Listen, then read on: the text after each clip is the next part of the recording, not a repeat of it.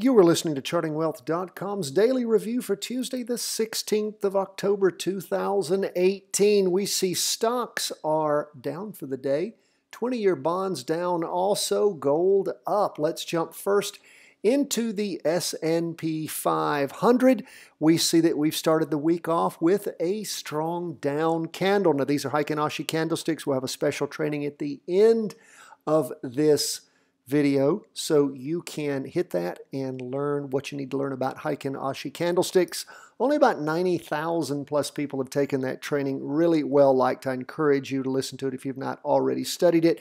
Derivative oscillator gaining downward momentum. Price percent oscillator headed down. And of course, don't forget, this was the Monday after a weekly vertical crossover going down. So you could look for a jumping in point for a down trade. We'll also put a training at the end about weekly vertical crossovers and two-day crossovers and what they mean and why they are so critically important for entry points. We look at the two-day chart. We see that it started off also the week with a strong down candle, derivative oscillator gaining momentum, price percent oscillator heading down, price movement well below that two-day trend line. We like to see that. Now, why would you think, if you're new to following us, we're excited about strong down movement? Because there are things called inverse funds like SH. We're looking at the SPY right now. It's going down, but if you put in the inverse fund that moves in opposition to the S&P 500, it's the S&P short. Bingo! It's been going up as the S&P's been going down. So you get a little bit sophisticated in your trading, and there's all sorts of things you can do. You can make money when the market's going up and down. So that's what we've been looking for, and that's what has been paying off. So again, on that two-day chart, it's gaining downward momentum, also moving down quite nicely. Look at that 4-hour chart. We see that it has really flattened out a little bit. Again, price percent oscillator still heading down. Derivative oscillator losing some downward momentum, down for the day as it was supposed to be. But again, it is sort of bottoming potentially, and you could be concerned about that. And if it does cross over going up, then of course, if you're in a down move, you can pull out and wait for it to reverse and go heading in the same direction as the two-day and the weekly. But again, just what we have been predicting and wanting this market to do, and what the candles were showing us it was doing. So back to the weekly chart, moving on to the Qs, and look how beautiful this is. The Qs crossed over going down. If you remember, back on the 21st of September, slid sideways for a while, and then in earnest started dropping over the prior week. And so far this week, the Heikin Ashi candlestick showing us the average pace is headed down. Derivative oscillator gaining downward momentum. Price percent oscillator heading down. We look at that two-day chart. We can see the same thing. Down movement on the price percent oscillator, derivative oscillator, and candlestick movement well below the two-day trend line. And of course, we hone in on that 4-hour chart. Our jumping in point was after that 4-hour pullback and crossover going down back on the 4th. And what have we seen? Somewhere a jumping in point, again, not super accurate to call it this way on the Heikin Ashi candlestick, somewhere around about 85, and of course as low as this 185, as low as 167.81 in the course of what, a week and a half? That's pretty good practice trading, is it not, my friends? In fact, that was the 11th, and we had that crossover on the 4th.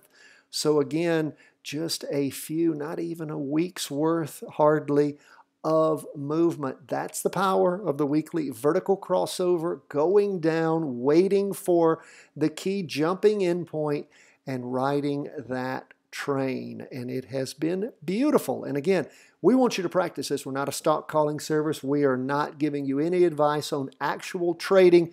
We want you to practice with us. Do all your other studies, read books, listen to everybody, do it all. Use our trade worksheets, our weekly market, daily market worksheets. Put it all together. And then at some point, if you get really good at doing this, then and only then do you make up your mind as to what you want to do with your own money. but practice with us in the meantime. It is beautiful to see it work, is it not? So let's go now from the Qs. We're going to leave stocks and we're going to go to bonds. Remember, 20-year bonds crossed over going down all the way back on the 14th of September.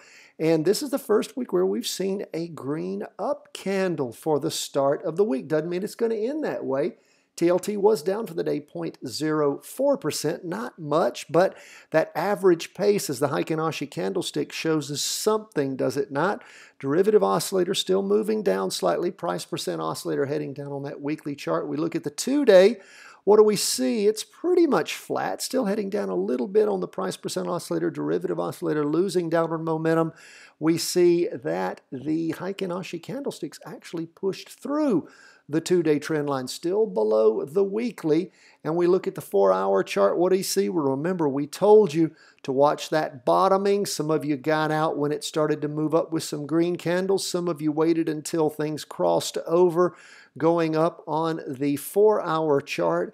Either way, you did all right with your jumping in point, did you not? And we will wait and see if it rotates back over going down. If indeed it does, might give you another jumping in point for an inverse trade on TLT 20-year bonds. And again, urge you to listen to the video, training video at the end of today's daily market review on inverse funds, how to make money when markets crash. Okay, we are now going to go to our last chart, which is our gold chart. We've been waiting for the beauty of gold to roll over going up after it lagged for so many weeks.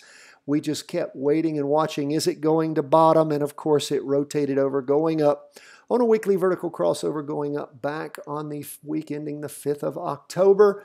And so far, starting this week off nicely, up 0.67% for the day. Derivative oscillator gaining lots of upward momentum. Price percent oscillator also heading up like a hockey stick.